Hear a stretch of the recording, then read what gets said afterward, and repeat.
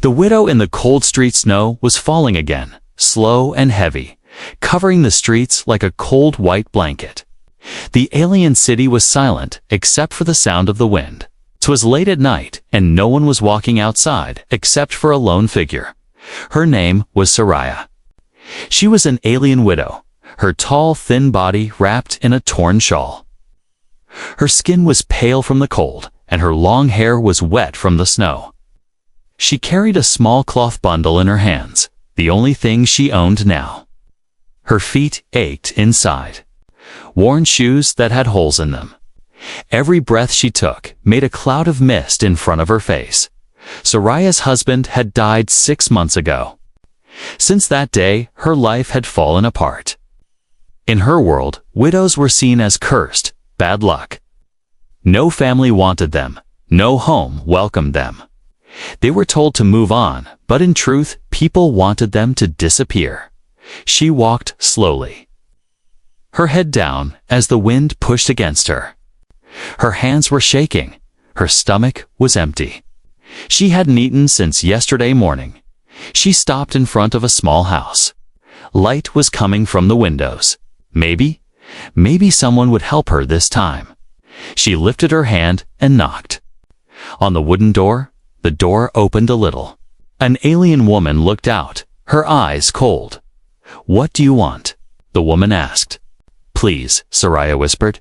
"I only need a place to stay for the night. Just one night.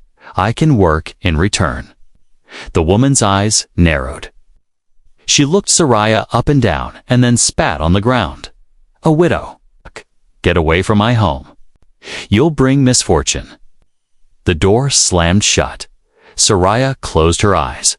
She had heard these words too many times. She pulled her shawl tighter around her shoulders and walked again. Another house. Another knock. Another face that turned away. Some didn't even open their doors. Some laughed at her. One man threw a small stone at her and told her to beg somewhere else. The cold was starting to bite into her bones. Her legs felt weak. Her lips were turning blue. She reached the city's central street. Lanterns burned above, giving off a dim light.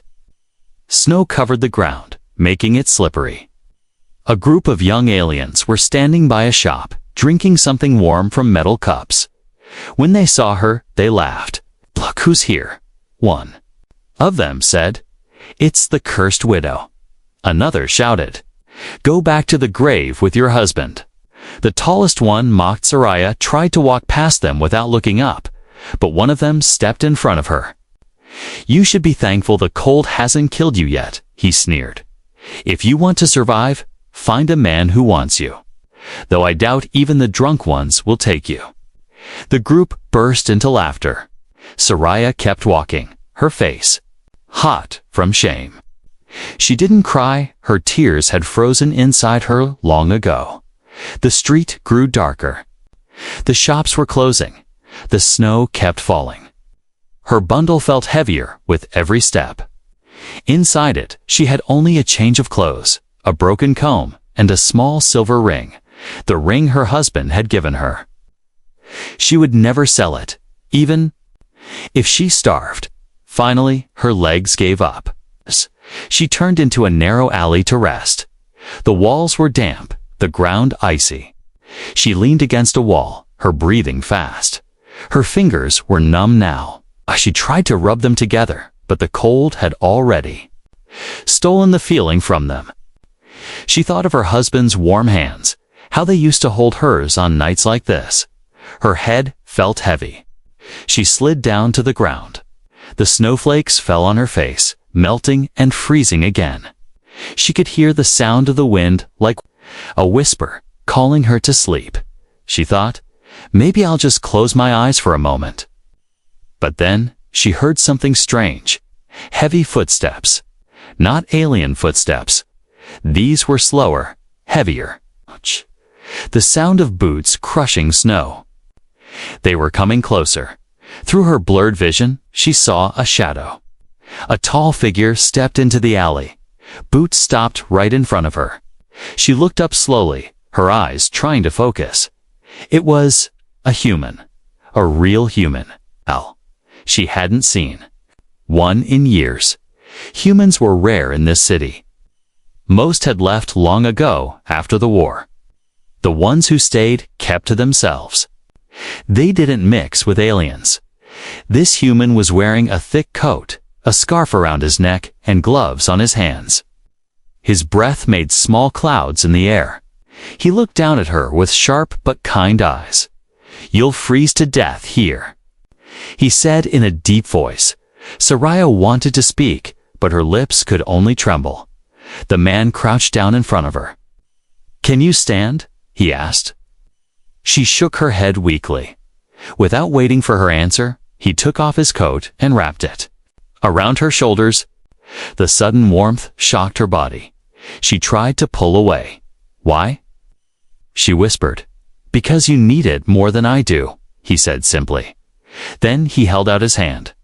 "Come with me." Soraya stared at his hand. No one had offered her help in so long. She didn't know if she could trust him, but her body was too weak to argue. Slowly, she reached out and placed her cold fingers in his warm palm. And in that moment, for the first time in months, she felt something she thought she had lost forever. Hope. The human's Dorsaria's mind was still foggy as the human led her through the quiet, snow-covered streets. His grip was firm, but not rough, guiding her step by step. The weight of his coat over her shoulders was heavy, but it was the first true warmth she had felt in months. They stopped in front of a small building at the edge of the city. The walls were made of dark stone, the roof covered in thick snow. There was no signboard, no bright lights, just a single lantern hanging above the door. Swaying gently in the wind, the man opened the door and stepped aside. "Inside, he said." Soraya hesitated. Every time she had gone through a stranger's door in the past, it had ended badly. She had learned that kindness often came with a hidden price. But the cold in her bones pushed her forward. She stepped inside. The first thing she noticed was the heat. A small fire burned in a stone fireplace, filling the air with the smell of wood smoke. The room was simple. A table, 2 chairs, a small bed in the corner, and shelves filled with tools and strange metal objects. The man closed the door behind them and walked to the fire. He took off his gloves and rubbed his hands together before hanging them near the heat.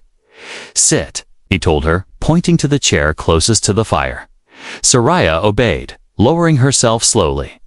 The warmth from the fire reached her face, making her cheeks tingle. She placed her bundle on her lap and kept both hands on it, as if afraid it would be taken away. The man walked into a small side room. She could hear the sound of pots and water being poured. A moment later, he returned and set a steaming bowl of soup on the table in front of her. The smell of vegetables and herbs filled her nose, making her stomach ache with hunger. "Eat," he said simply. Soraya stared at the bowl. "Why?" she asked quietly.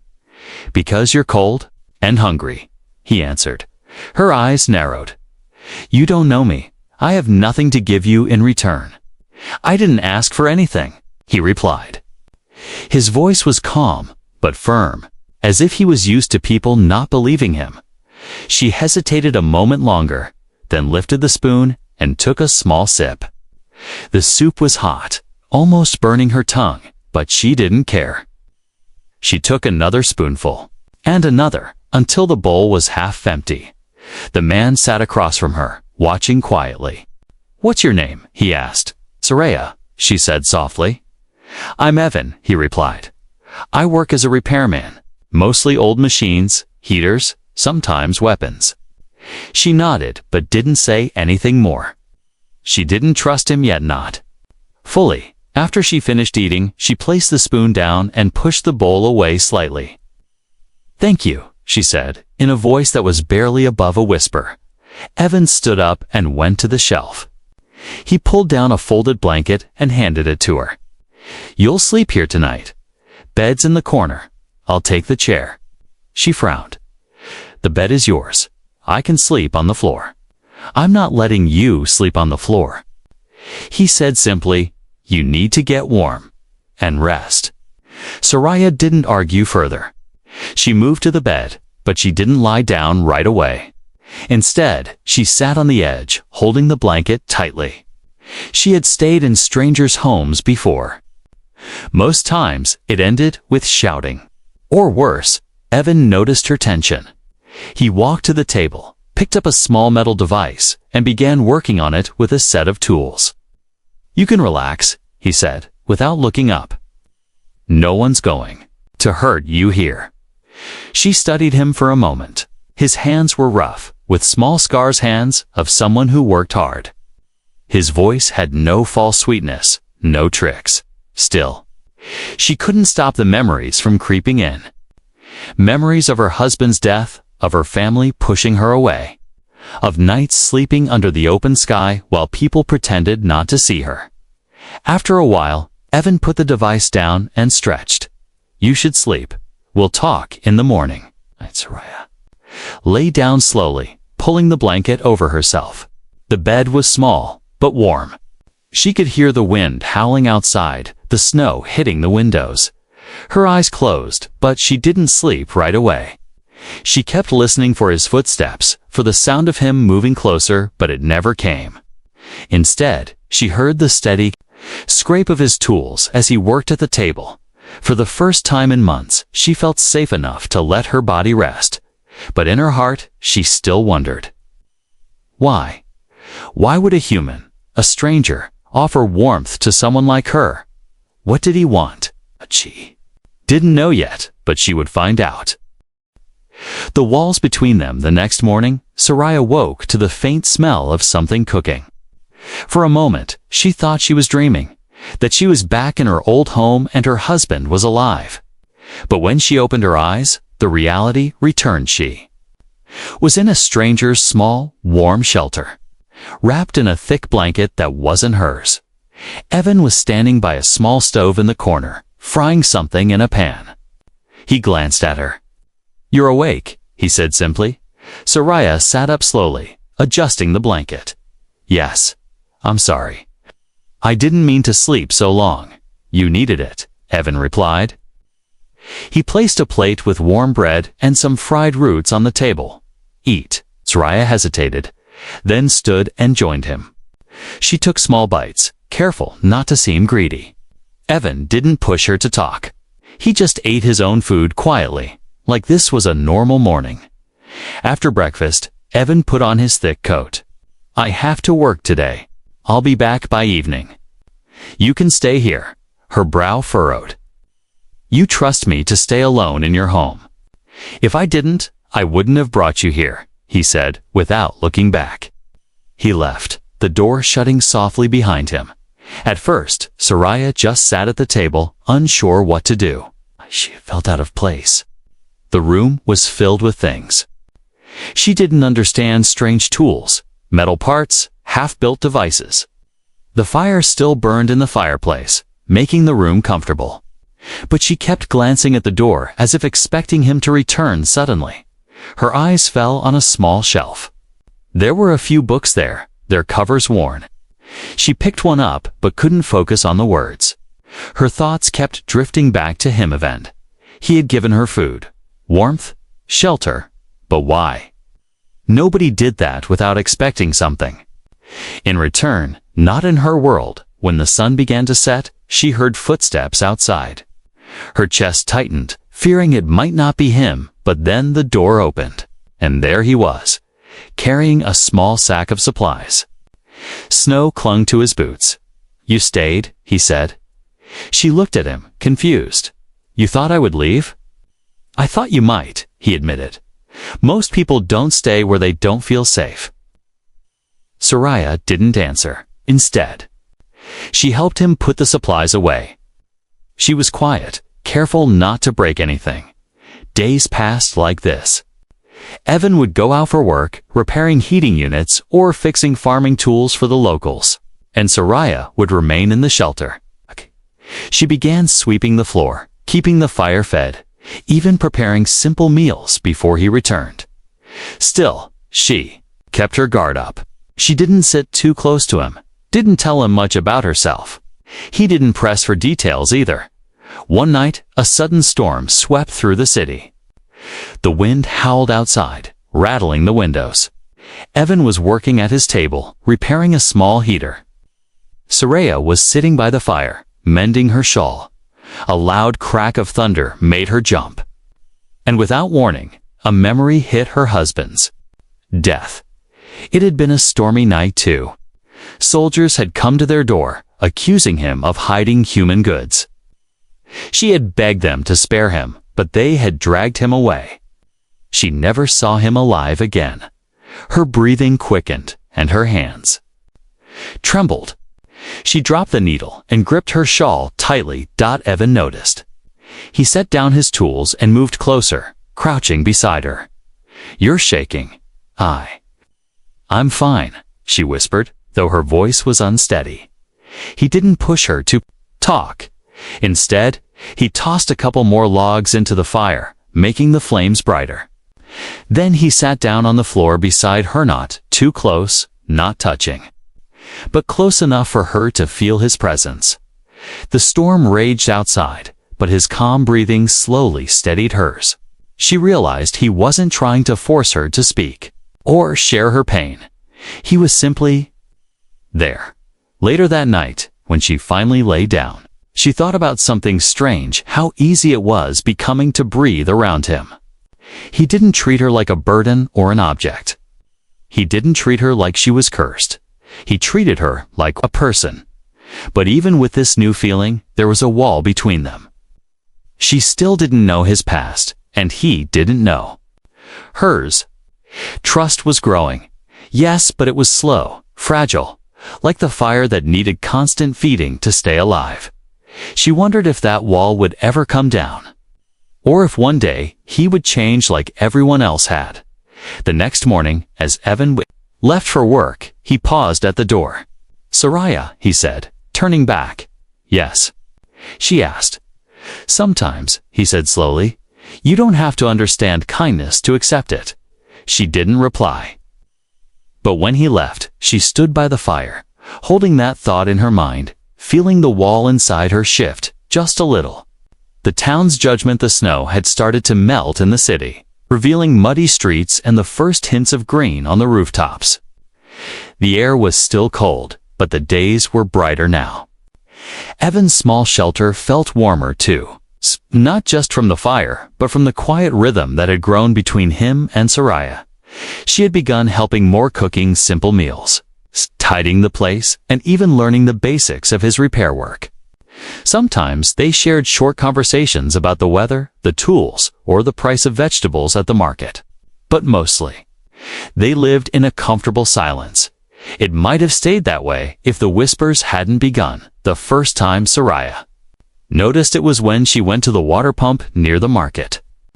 Two alien women were filling their jugs and talking in low voices. The moment they saw her, their chatter stopped.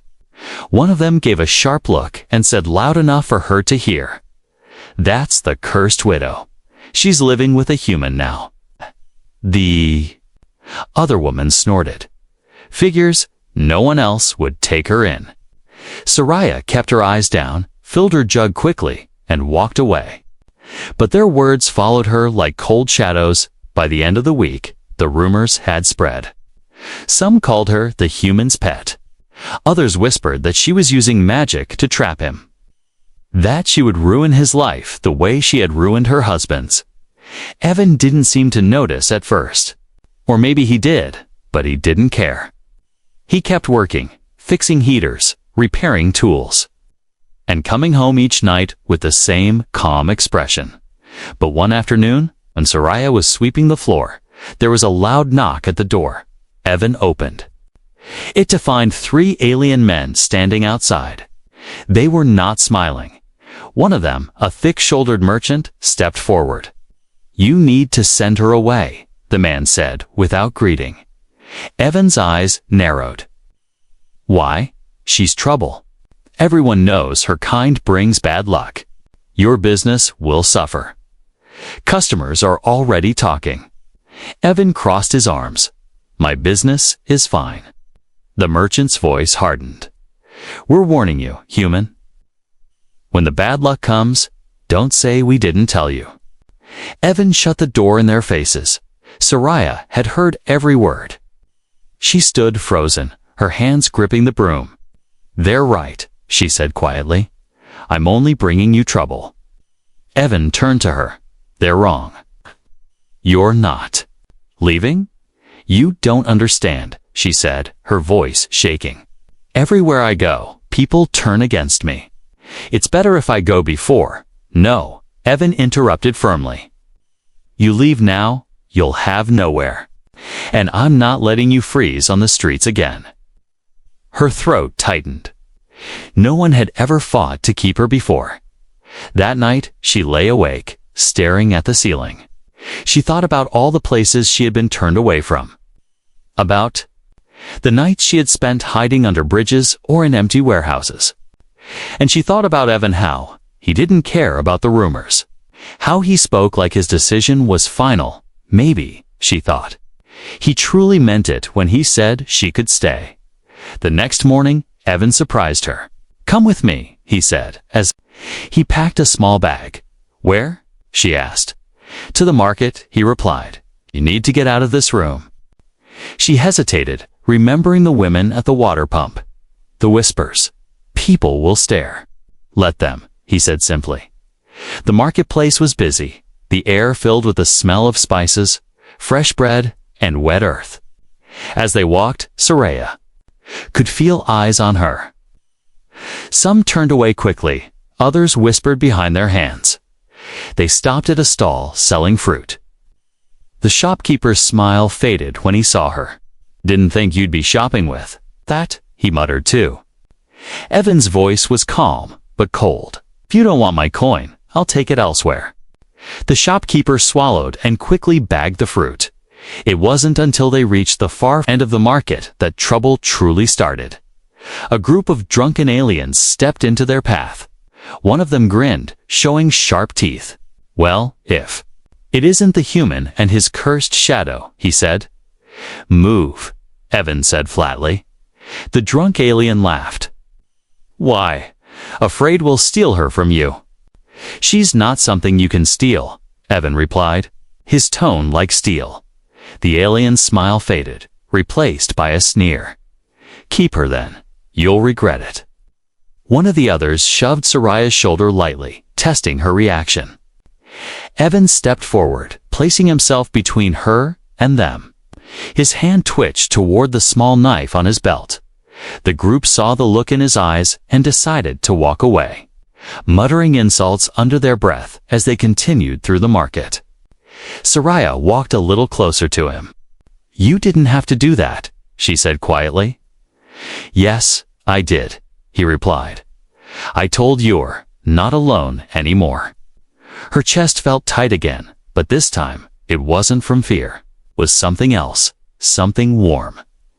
That night, as she sat by the fire, Soraya realized something. The wall between them was starting to crack. Not because she wanted it to, but because Evan kept breaking it, piece by piece. Without asking permission, and for the first time, she began to wonder if maybe, just maybe, she didn't want to rebuild it. The danger in the market. 2 weeks had passed since the drunken aliens had confronted them in the market. But the whispers hadn't stopped. If anything, they had grown louder. Every time Soraya stepped outside with Evan, she felt the weight of eyes on her. Some glances were filled with pity, others with disgust. Evan didn't seem bothered. He walked through the streets with the same steady pace as if the stairs didn't exist. But Soraya could feel the tension building around them like storm. Clouds gathering on the horizon. It was a crisp morning when Evan decided they needed more supplies. "We're running low on dried meat and oil," he said as he strapped a small pouch to his belt. "Come with me." Soraya hesitated. Maybe I should stay here." He looked at her for a long moment. "If you hide, they win." Those words stayed with her as she pulled on her shawl and followed him. The marketplace was crowded today. Prices over the noise. Children weaved through the legs of shoppers, and the smell of roasting bread filled the air. For a moment, Soraya almost felt normal. They stopped at a stall selling oil. Evan was talking to the seller when Soraya wandered a few steps away, her attention caught by a stand displaying warm scarves. She ran her fingers over the soft fabric, thinking how useful one might be for the colder nights still ahead. That's when she heard the voice. Well, look who's out in the open. She froze. 3 of the same drunken aliens from before were standing just a few feet away, their clothes messy, their breath smelling of cheap alcohol. One of them stepped closer, grinning. Didn't think you'd dare show your face here again. I'm not looking for trouble, Soraya said, keeping her voice low. The tallest one chuckled. Trouble finds you, widow. Always has. Always will. Before she could move, another grabbed her wrist not too hard, but enough to make her heart race. Why waste your time with a human? Come with us, and maybe we'll find you a real home. Evan's voice cut through the noise like a blade. Let her go. The man holding her turned, smirking. Look who's here, the human hero. Think. You can scare us off again. Evan stepped forward slowly, his eyes locked on the man's. If I have to. The grip on Soraya's wrist tightened. She winced. That was enough for Evan. He moved fast, faster than the alien expected. In one motion, he grabbed the man's arm and twisted it, forcing him to release her. The other 2 stepped in, but Evan didn't back down. The crowd around them began to slow, watching. You think protecting her makes you a good man. One of them sneered. She'll ruin you. You'll see. She's not ruining anything, Evan said, his voice low but steady. She's surviving, and I'm making sure she keeps surviving. One of the aliens lunged, shoving Evan hard. Evan staggered back but didn't fall. In the same instant, his fist shot forward, connecting with the attacker's jaw. The alien stumbled, cursing. The market erupted into shouts. Some people told them to stop. Others just watched with interest. Soraya's hands were shaking. She wanted to run, to disappear. But her feet wouldn't move. The 3rd alien grabbed a wooden crate from a nearby stall and swung it toward Evan. Evan ducked, the crate smashing into the side of the stand instead. The shopkeeper shouted angrily, but no one stepped in to help. Evan caught the attacker's arm and pushed him back hard. This ends now, he said through clenched teeth. The 3 aliens exchanged a glance. They were breathing hard, but they could see the fire in Evan's eyes, and maybe they remembered how badly their last fight had gone. One spat on the ground. Not worth it. Let's go. They left, muttering curses, and the market slowly returned to its noise. Evan turned to Soraya. Are you hurt? She shook her head, though her wrist still throbbed. No, but you. I'm fine, he said, brushing snow off his coat. Come on, let's get the rest of what we need and go home. She followed him, her heart still pounding. She knew he had just put himself in danger for her again. But what struck her most was how he didn't make a big speech about it. He didn't ask for thanks, he just protected her because he chose to. That evening, as they sat by the fire, Soraya bandaged a scrape on his knuckle. She worked slowly, her hands careful. You didn't have to fight them, she said quietly. Yes. I did, he replied. You're with me now. That means no one lays a hand on you. Her fingers paused on the bandage. Those words hit her harder than she expected. For years, she had been nothing but a shadow to the people around her, ignored, avoided, unwanted. But to him, she wasn't invisible, and that made the warmth inside her grow, even stronger than the fire between them. A warmth she thought she'd lost. The snow returned without warning. One morning, the streets were clear, and by evening, the city was buried under a thick white blanket. The wind howled against the windows of Evan's shelter. making the wooden frame creak. For 3 days, they couldn't leave. The market was closed, the roads blocked. People in the city stayed in their homes, burning whatever wood they had left. Inside the shelter, the fire never went out. Evan kept feeding it, making sure the warmth spread through the small room. Soraya had never been trapped indoors for so long with anyone before. At first, it felt strange. She didn't know what to do with the silence between them, but slowly, it became comfortable. On the second day of the storm, Evan was mending a torn glove while Soraya sat by the fire, peeling root vegetables for soup. She hummed a soft tune from her homeworld without realizing it. That song, Evan said suddenly, "I've never heard it before." She froze for a moment. "It's an old song. My husband used to sing it when the nights were long." He nodded, but didn't ask more. Still, something inside her shifted. He hadn't looked away or changed the subject like most people did when she mentioned her past. After dinner, Evan pulled a small box from one of the shelves. Inside were metal pieces, wires, and tiny lights.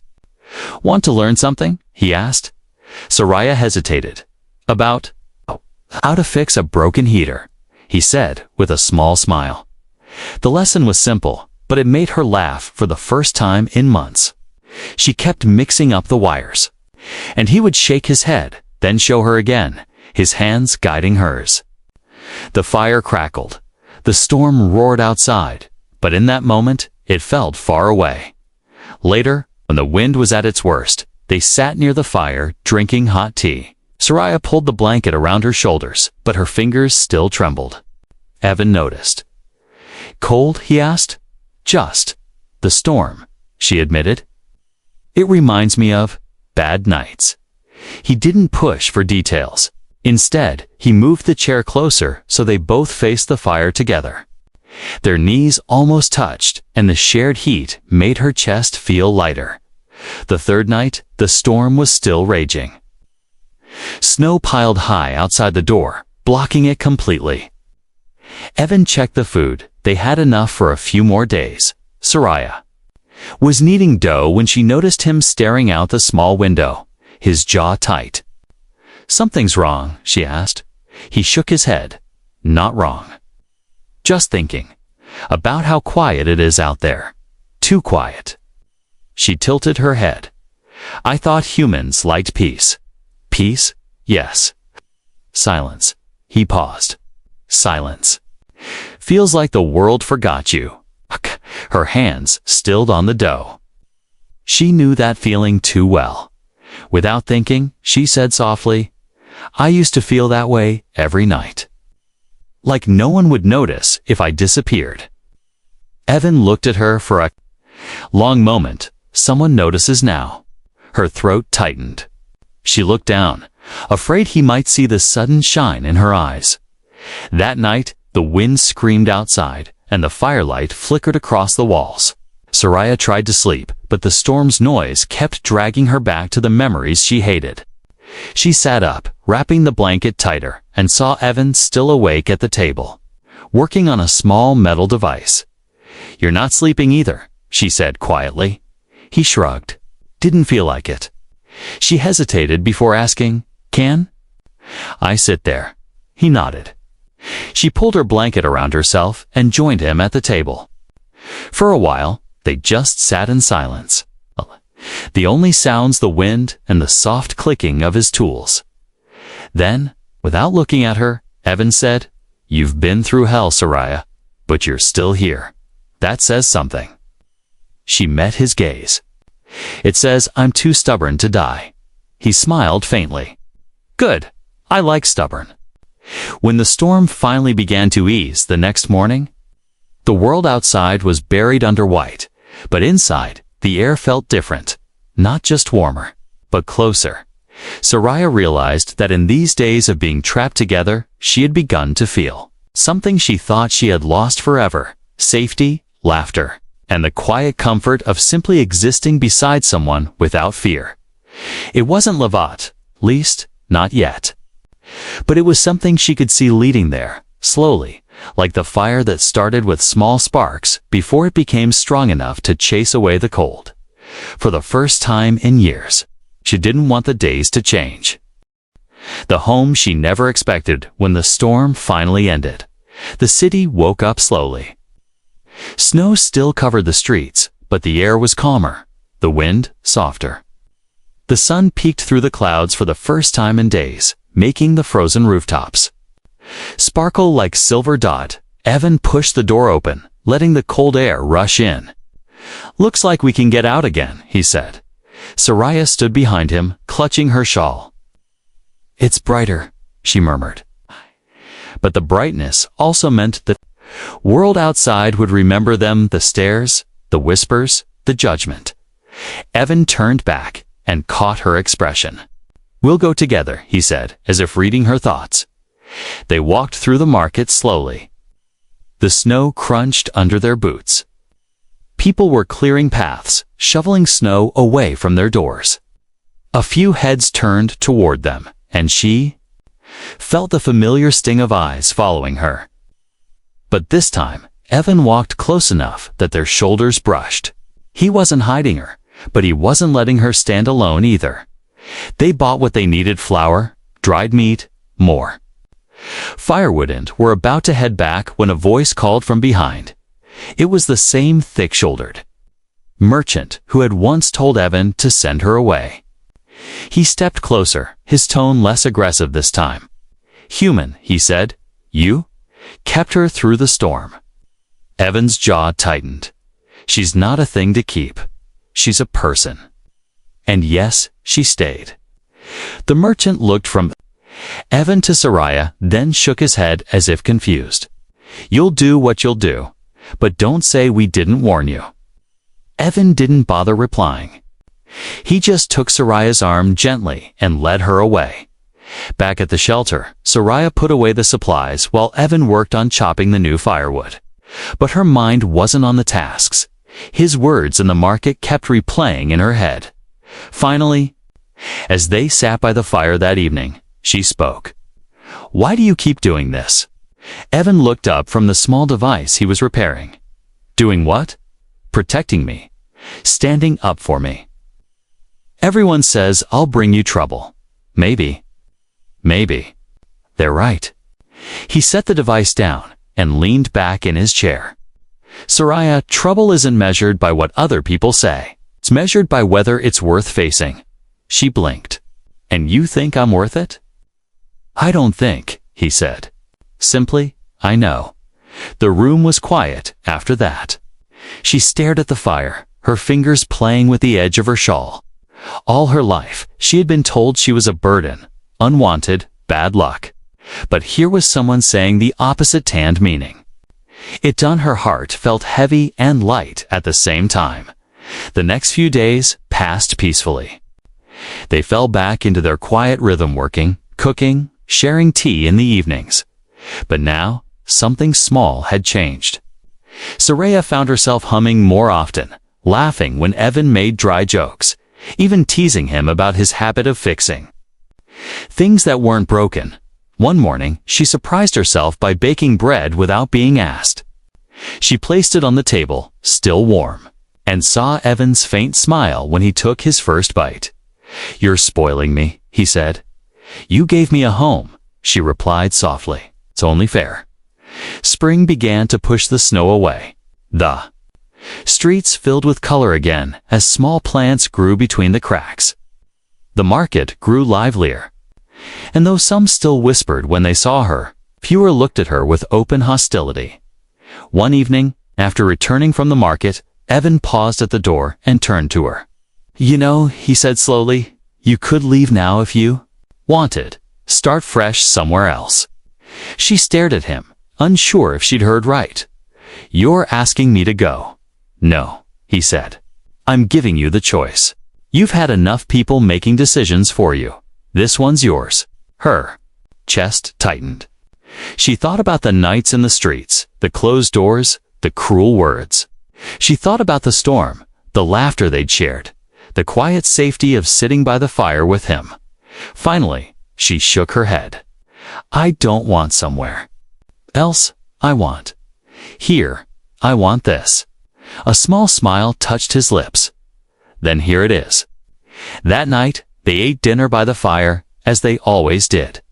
But for Soraya, it felt different. She wasn't just a guest anymore. She wasn't waiting for the moment she'd be told to leave. She was home, later. As she lay in bed, she thought about how her story might sound to someone else. No home wanted a widow like me. But all I wanted was warmth, and he gave it. And as the firelight danced on the walls, she knew she had found more than warmth. She had found something she thought she would never have again: belonging.